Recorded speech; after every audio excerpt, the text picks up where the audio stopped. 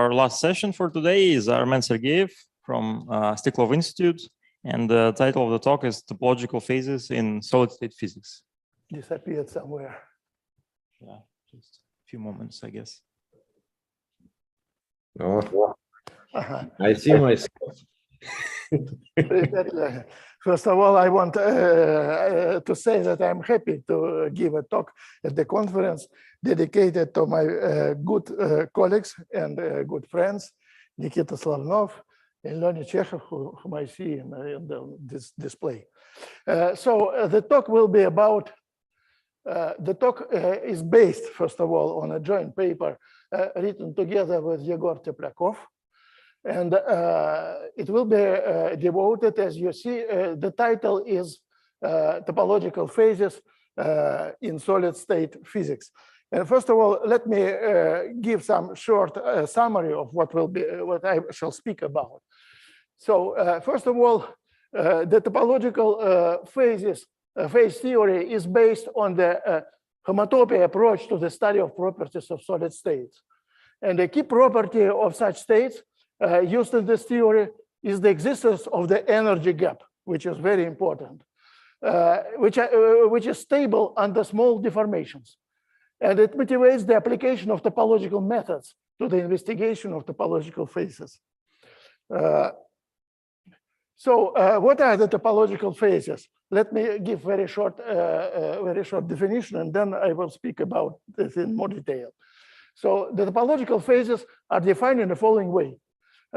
Denote by G the symmetry group and consider the set HamG of classes of homotopy equivalent G-symmetric Hamiltonians, satisfying the energy gap condition, which we always assume.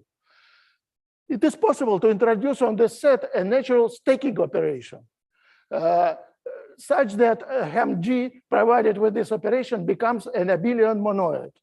Abelian monoid is just an Abelian semigroup with a neutral element. The group of invertible elements of this monoid is precisely the topological phase. This is very short definition, but maybe doesn't say much about what it is. I should only point out that the initial ideas lying at the base of this theory of topological phases were formulated by Alexey Kitaev in his talks. I don't know if he has written some papers, but there are several talks by him. It turns out that the family, if you consider the family FD of d-dimensional topological phases, this family forms an omega spectrum. What does it mean? In other words, it is a collection of topological phases FD having the property that the loop space of FD plus 1 is homotopy equivalent to the space FD. So this is a very important property. This fact opens a way to wide use of algebraic topology methods for the study of topological phases. More concretely, one can associate with any omega spectrum the generalized homology theory, which is determined by the functor HD, which assigns to the topological space X the set XFD in brackets of classes of homotopy equivalent maps from X to FD. Sorry. Now I end my, so to say, introduction or abstract, and I consider the main part of my talk. So what are topological phases? We consider the quantum mechanical systems described by the Hamiltonians H invariant under the action of the symmetry group G.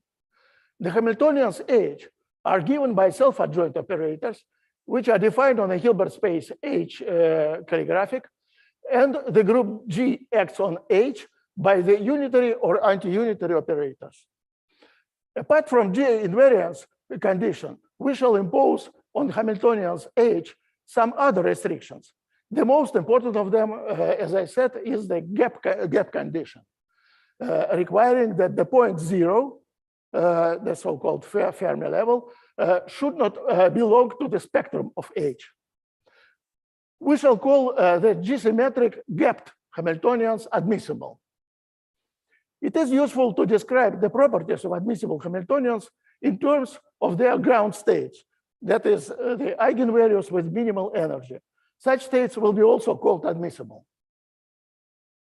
So now we should introduce, as I promised, the operation, natural operation on admissible ground states or admissible Hamiltonians. This is called staking operation. Suppose that we are given two admissible ground states, phi0 and phi1, with associated admissible Hamiltonians H0 and H1, which act in Hilbert spaces H0 calligraphic, H1 calligraphic, respectively. Then the staking of these two states is the ground states of the following form: phi0 tensor product with phi1, and I denote it by phi. This is associated with a Hamiltonian H, which acts in the tensor product H sub 0 times H1. The symmetry group acts on this tensor product as the tensor product of representations of G in Hilbert spaces H sub 0, H sub 1. And the operator H is given also by standard formula. This is H sub 0 times identity plus identity times H1. So this is the definition of staking operation. The constructed ground state phi and the Hamiltonian H are G-symmetric and gapped if the initial ground states phi0, phi1, and Hamiltonians H sub 0, H sub 1 were of this type. So it's very natural operation. And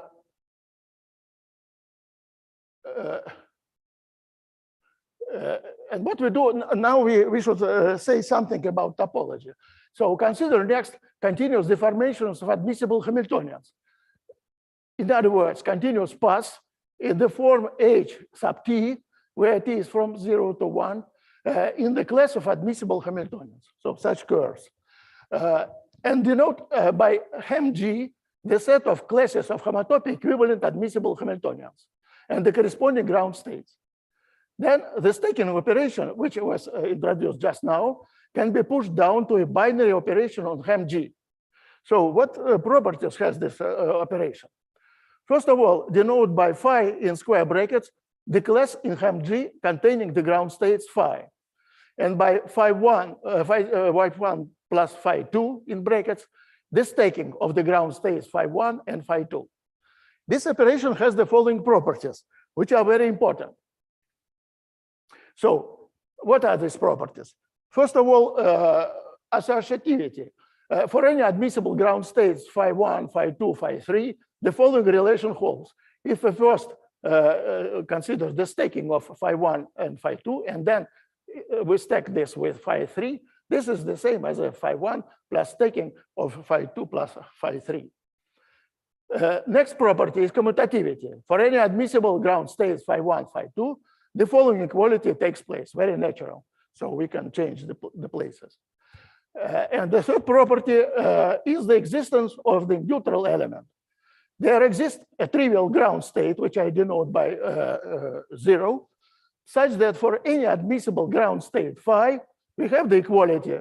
We can add 0 to phi or phi to 0, and the result will be the same phi. So all very natural definitions.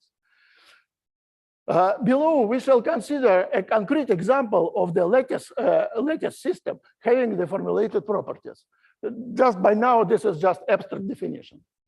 Here we point out only the analogy between the given construction and the definition of the semigroup of vector bundles over the topological space X, defined up to the stable equivalence. Very similar. By this analogy, the staking operation corresponds to the direct sum of the bundles, while the trivial state corresponds to the trivial bundle. Very natural. Now we shall call SRE, which is short range entangled state, the admissible ground state, which is homotopic to the trivial one in the class of admissible states. This is well known for physicists from condensed matter. I shall call it just SRE. And one more definition, which involves already the G-symmetry, is that we call by SPT, or if this is the same as symmetry protected topological phase, or which is the same, G protected topological phase. The class in HamG such that any of its representatives is an SRE state if we ignore the G symmetry. So this is why it's called G protected topological phase. So if we cancel G symmetry, so this is just SRE state, trivial state. In other words, if any representative of this phase can be connected with the trivial state, if one forgets about G symmetry. Now I give another definition which I gave in the beginning. This is more formal, as I said. As it was pointed out, the space HamG provided with the stacking operation is an abelian monoid. The group of invertible elements of this monoid HamG is called SPT phase. So you see that SPT phase and topological phase, in this sense, they are the same if we assume G symmetry. This space HamG will be an abelian group with respect to stacking operation. So we have very natural objects, very close to K-theory constructions. To describe the many particle states, we shall need the bosonic Fock space. I'm not sure that I should. Okay, I should just recall very briefly the definition of bosonic Fock space. The bosonic Fock space over the Hilbert space H is defined as follows. This is completion of this direct sum of subspaces of p particle states, which has the following form. The inner product in the space H is extended in a natural way to the inner product of the Fock space B of H. Namely, it is defined on monomials in a natural way, like this, where the summation is taken over all permutations of the set 1 from 1 to p. And the inner product of monomials of different degrees, of course, is set to 0. And the inner product on monomials is extended by linearity to the whole algebra, symmetric algebra of H. The bosonic Fock space B of H is the completion of the algebra sigma of H with respect to the introduced norm, with respect to this norm. If Wn is an orthonormal basis of the space H, of the Hilbert space H, then we can take for the orthonormal basis of the Fock space B of H the collection of monomials, which is also a very natural collection of monomials. I will not explain in detail this. This is all well known. Now we denote by AI dagger the operator of creation of a particle in the state given by the in the state Wi, which is given by the operator of multiplications by the inner product with Wi. And of course, we have the adjoint operator of annihilation of a particle in the state We, which coincides with the operator of differentiation with respect to We. And as it is well known, these operators satisfy the standard commutation relations. The commutator of other operators are set to 0. An arbitrary linear operator O in the original Hilbert space can be extended to the operator O hat on the bosonic Fock space, also in a very standard way. On monomials, this is given like that. And then we extend it by linearity and completion to the whole bosonic space B of H. In terms of creation and annihilation operators, this operator is written like that. This is a standard form. Okay, now what about lattices, as I promised? Suppose that we have a lattice L in Rd. That means a discrete abelian group, which is isomorphic to Z to the power D, which acts on Rd by translations by vectors gamma from this lattice L. Denote by G the symmetry group of the Hamiltonians, The class of admissible Hamiltonians consists, in this case, of d-dimensional, local, G-symmetric, gapped, self-adjoint operators acting in the Hilbert space H. And the Fock space also B of H. I will not explain all these terms, I only say that the admissible operators are given by this formula, which I just shown, in which the number of terms. So this is, yeah, I mean this form, sorry.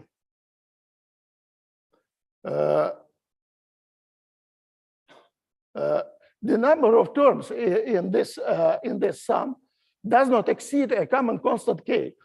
This is so-called locality condition. So, so the situation more or less finite dimensional.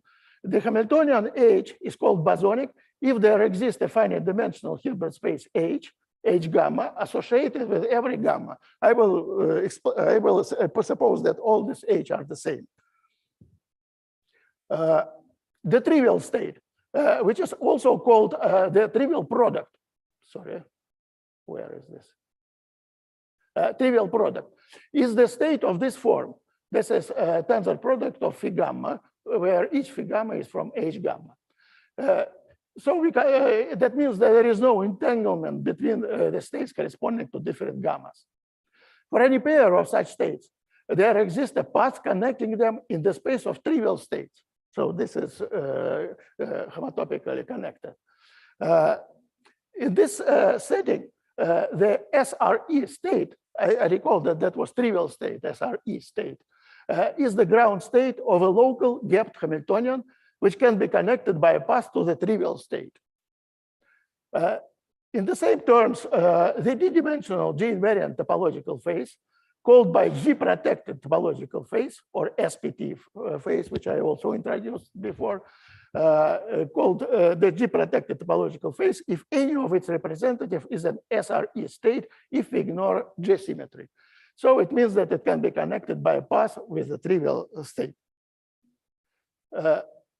Recall that the symmetry group G. Now I want to say some words about the symmetry group. The symmetry group acts on the Hilbert space H by the unitary or anti-unitary transformations.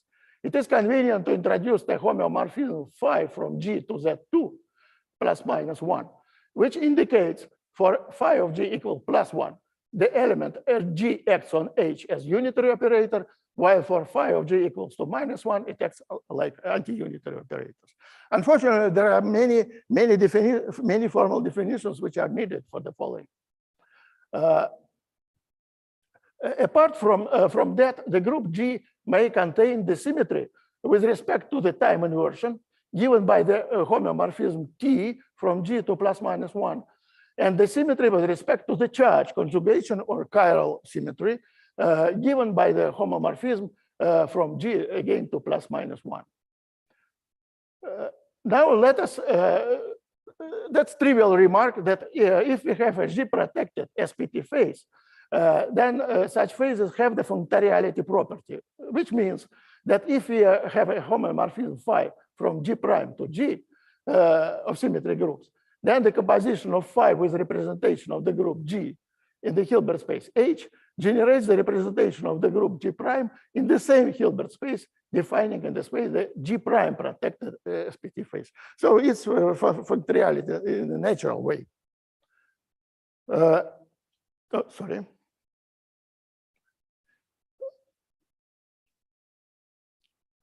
Now we generalize a little bit the initial problem by including a C-star algebra A into the plane. We shall consider the pairs G and A, in which the action of G on the algebra A is given by the homomorphism alpha from G to a group of automorphisms of this C-star algebra. Then a covariant representation of the pair GA is a non-degenerate star representation of the algebra A by bounded linear operators in the Hilbert space H, given by the homomorphism theta. So you see, there's a lot of different homomorphisms which are needed for different problems. We need some of them. That's why I should introduce them, though it's a bit boring. And there is one more property which is very important. We suppose that the algebra A, this is C-star algebra, is graded. That means that A is A sub 0 plus A sub 1, where A sub 0, A sub 1 are self-adjoint closed subspaces satisfying the natural relations which everybody knows. Denote by out A the group of even star automorphisms of the algebra A. That is star automorphism of the algebra A, which preserves this decomposition A sub 0 plus A sub 1. Also standard definition. And the last definition, that a graded covariant representation of the system GAC, where C is the homomorphism from G to plus minus 1, is the graded star representation of the algebra A in the graded Hilbert space A sub 0 plus A sub 1, satisfying the following condition, that theta of G, theta I just introduced, is an even operator for C of G equals plus 1, and an odd operator for C of G equal to minus 1. So this is the whole machinery. So a lot of different properties. Now, why we need them? That I should demonstrate this. First of all, let me say that up to this moment, we were considering only the bosonic SPT phases. Of course, the same, almost the same definition applies to fermionic Fock spaces. I will not give the definition because it's just absolutely analogous. I only say that the fermionic Hamiltonian is defined by a finite collection of creation and annihilation operators acting in the fermionic Fock space, which I denote by f of h. Definitions are the same, analogous. Now, what about the main property? I consider it as a main topological property of topological phases. This is omega spectrum, as I said before. What is omega spectrum? Omega spectrum is the family of pointed, that means that they have pointed points, fixed points, of pointed topological spaces Tn, where n is an integer, having the following property. For any n from Z, the pointed topological spaces Tn and a loop space of Tn plus 1 are homotopy equivalent. So this is a very important property, and I will give the examples. And it's very well associated with the theory of solid states, as we will see. As I said in the beginning, that with every omega spectrum, we can associate the generalized cohomology theory, which is defined by contravariant functor Hn. This functor assigns to any pair of pointed topological spaces xy, this is this pair, the abelian group Hn x modulo y, which is the homotopy classes of mappings of pairs x, y to pair Tn star. Star is a point, this selected point. And we assume that this pair xy is mapped to Tn star and sends the y to the marked point S.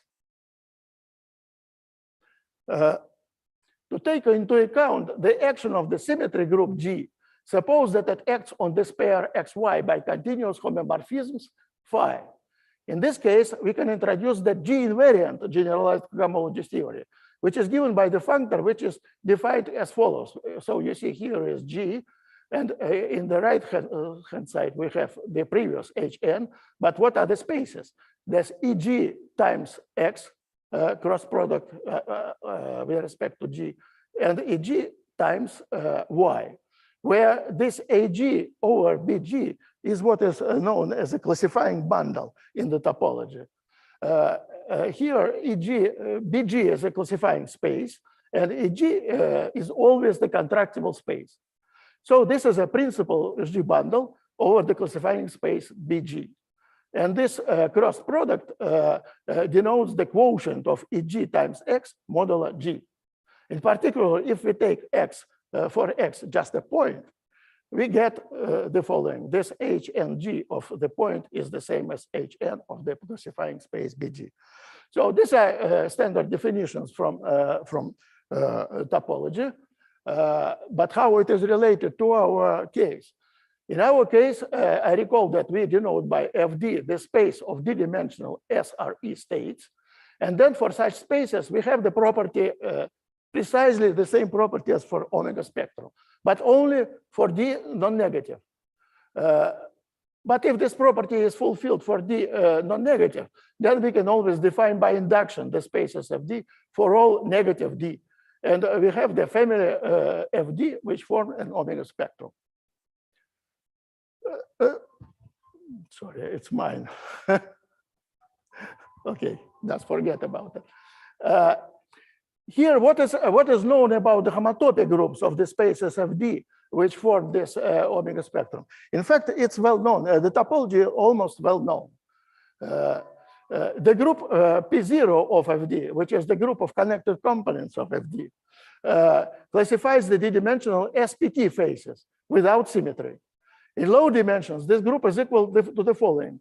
P0 is 0, P0 of F0. P0 of F1 is equal to 0, P0 of F2 equals to Z, and P0 of F3 equals to 0. So it's not interesting apart from this place. What is this Z? Where it comes from? The group G, Z in the dimension 2, in fact, is generated by the well-known topological phase. It's called E8 topological phase. I will not define what is this, but it is well known in the solid state physics. Note also that if we have this, this is a very strong condition, in fact. And if we have this condition, that we always have the K groups of FD is the same as K plus 1 group of FD plus 1. So there are many good corollaries. The space F0, which I spoke about, so zero dimensional, is identified with the infinite dimensional projective space. This is just projective space, infinite dimensional, well known, of course, in physics. And the other spaces of FD are described in terms of Eilenberg-MacLane spaces. I will not go into details, and I will not define what is this. Anyway, these are well known. Topology is well known. If we denote by SPT D of G, the abelian group of D-dimensional G-protected SPT phases, and by HN of G, the n-dimensional cohomology group of the group G, then the lower groups can be all computed, and you can see them. I will not again explain this in detail. But now, what about examples? Up to now, that was very formal. What about examples? Here is one example. Consider as an example of fermionic states. Now it will be fermionic systems with the so-called hourglass symmetries. Симметрии песочных часов. These are the symmetry groups, including the charge conjugation symmetry, U of 1, time reversion symmetry, T, with T squared equals -1, and the glide symmetry. This is most important. Glide symmetry is given by the composition of the translation to half period, not to the whole period, but to the half period, and then reflection. So this is called glide symmetry. As an example of the system with glide symmetry, we can take the three-dimensional system in which the planes with constant coordinate x are occupied by the two-dimensional systems. Usually, we take a non-trivial system. This is quantum spin Hall insulator. And the planes with the constant coordinate x, which belongs to z plus 1/2, are occupied with their mirror reflections. The obtained system is invariant under glide given by this map. X, y, z goes to x plus 1/2 and minus y, z. We call this procedure alternating fibers construction. Now we can describe the construction system by the following diagram. Z2 from to Z4 to Z2, which connects topological insulators in 2 and 3 dimensions. In dimension 2, the generator of the first group, Z2, is this quantum spin Hall insulator, which I already mentioned. Yeah, I will call it a QSH. We can assign to it the three-dimensional system described above if we use this alternating fibers construction. Transition from the group Z4, which stands here, to the second group Z2, to this group, is done by just forgetting the glide symmetry. So very natural definition, very natural description.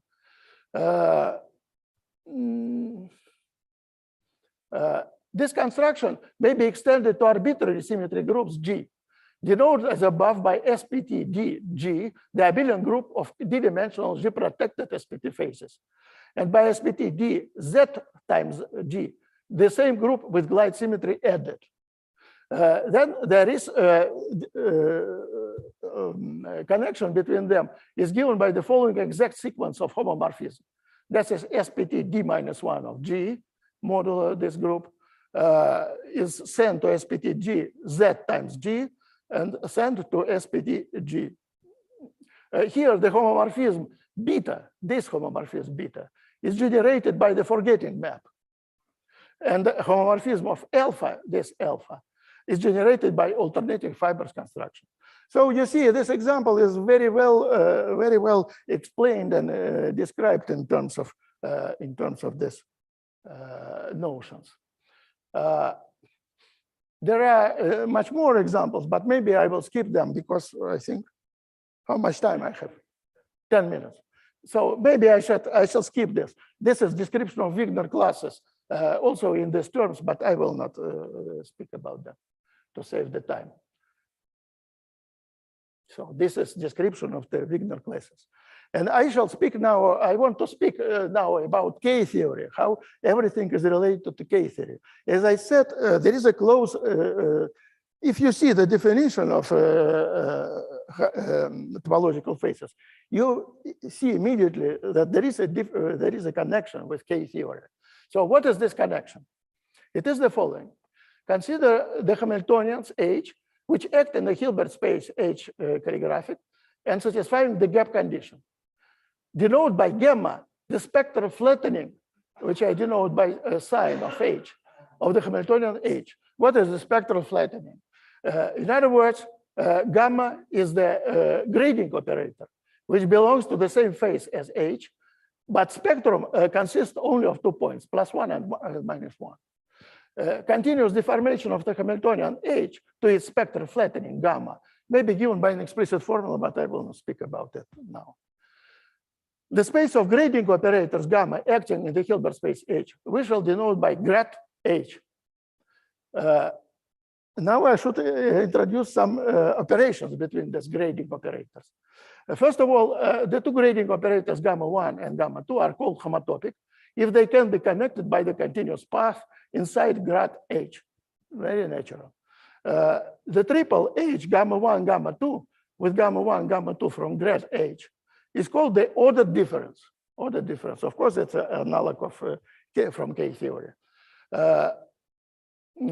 It's an order difference between the grading operators gamma 1 and gamma 2. If in this triple gamma 1 is homotopic to gamma 2, we call such triple trivial. So this is already a structure which reminds K-theory. We can extend this definition given above by including, into consideration the symmetry group J, namely denoted by A, the sister algebra as before, which acts by representation alpha on the algebra A, and we denote by W finitely generated A model. And grad A, W denotes the space of A compatible grading operators acting in W. All definitions which are related to grad H immediately extend to the case grad A W, and I will not speak about it. The direct sum operation provides grad A of W with the structure of abelian monoid. So we have already again the structure, very natural algebraic structure. Tian, this Chinese physicist, has proposed the following definition of K functor, denoted by K sub 0 of A, the quotient of the monoid grad A of W with respect to equivalence relations determined by trivial triples.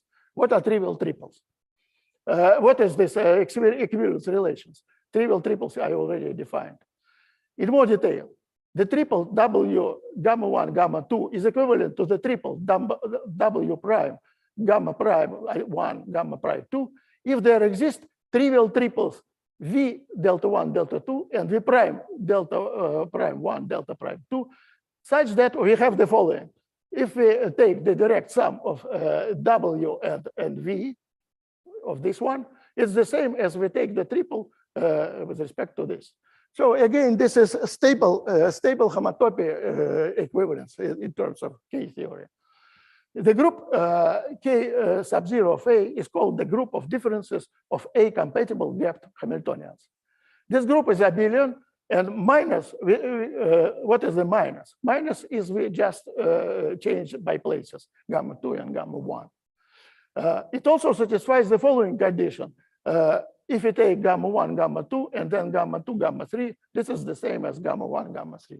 So it's very natural operation in terms of this grading operators. Here again, the definition of all homomorphisms which are possible. I don't know. Maybe I shouldn't explain all of them. I just say that what kind of symmetries we consider. We can consider symmetry of unitarity or anti-unitarity. This is responsible. Phi is responsible for that. C small is responsible for charge preservation. So it means that G commutes with the Hamiltonian if C of G is equal +1, and anti-commutes if C of G equals -1.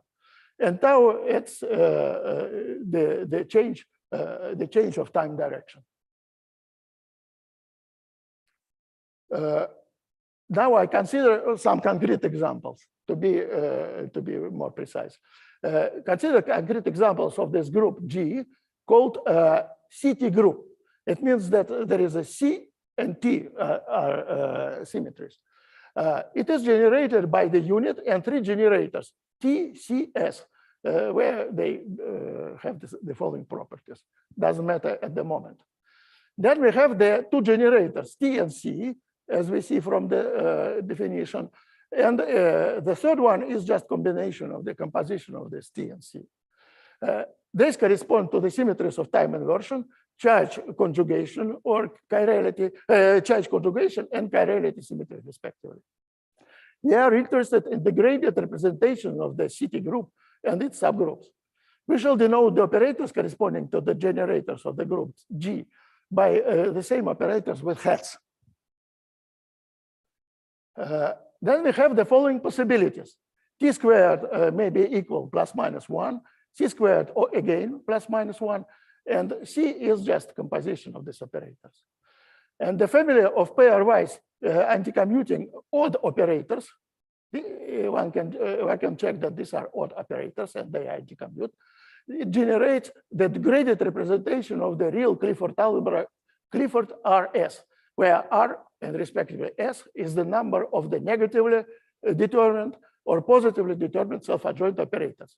So that the representation of the full CT group G coincides in this case with the graded star representation of the Clifford algebra, Clifford RS. So Clifford algebras play an extremely important role in all this theory, as we already know from the previous Kitaev papers. Still have? Okay, I almost finished. So what are applications of all this machinery? One application is to zonal insulators or topological insulators. I will not speak about them now because I told about them in my talk, which was dedicated to, I think, to Mikhail Konstantinovich Polivanov. I spoke about that. So in the case of zonal insulators, the group G has the following form. This is the lattice group, which, sorry. The lattice group, which is just a group of translations, and some pointed compact symmetry group. Antragen dual of this group hat coincides with the Brillouin torus TD, and the K functor of the algebra A, which is just the group algebra of G, coincides with the usual K functor. So in this case, we have the usual K functor, which we know already how to compute. And the graded, finitely generated A module is in this case the graded CTD model of sections of the block bundle over TD. I've already spoken about this in the previous conference, so I will not speak about it now. We point out the relation of this contraction with the Clifford algebras. To see it, suppose that G, which is L times A, where A is one of the subgroups of the CT group, so that the algebra A is like here. It's the same. Then the group K sub 0 coincides in this case of the complex Clifford algebras with K minus 1, with the usual K functor, K minus 1 of TD. And in the case of real Clifford algebras, CLRS, with KR functor with the following dimension of TD. So I think that's all I wanted to say. I'm very sorry there were some too many definitions, but I cannot avoid this. Thank you very much.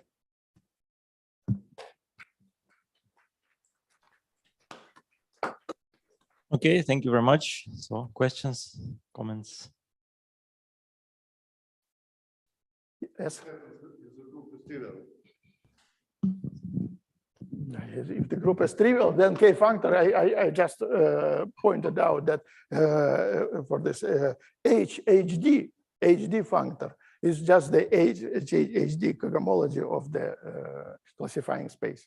So it's more or less related to the usual topology.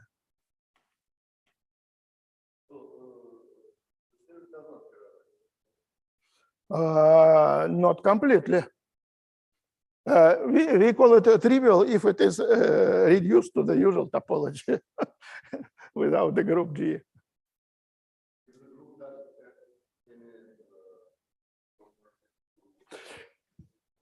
You see, this is not interesting. I explained to you. This is the theory. This theory is about G protected topological phases, where the group G is very important. If it is no G, then this is SRE states, which are all can be connected to trivial states. Not interesting. All of them are connected with each other. So it's not interesting. G plays very important role here, because if there is no G, then the theory is trivial. Other questions, comments?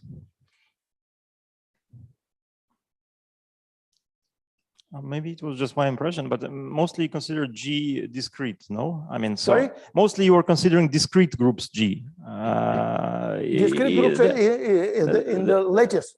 Yeah. That's because they're more like abundant in nature, or I mean, can you consider Lie that's groups? Because it's related to insulators, topological insulators. In this case, we have this Bloch space and Bloch bundle.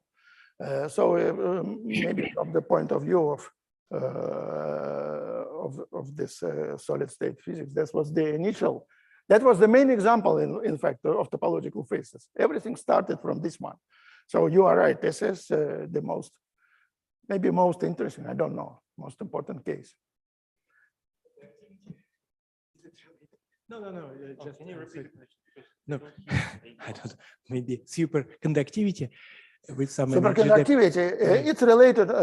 It's related to Hall effect. Mm-hmm. I already mentioned here to Hall effect. It's very closely related to Hall effect, quantum Hall effect. But integer, I don't know anything about how to say about fractional. I don't know anything about it, and this is maybe most interesting problem. How to track this in the mathematical language. Physically, maybe everything is clear, but from mathematical point of view, absolutely, I cannot imagine what kind of mathematics should be applied. Да. Леня, слушаю тебя. No, it's not me. I don't know who. What? Сюда? Леня, извиняюсь, я еще не привык это спиной разговаривать. No. Armen, thank you very much for Thank you. Yeah, I am very happy, as I said, to give a talk at conference. Sure. To you and Nikita. Okay, so let us thank the speaker.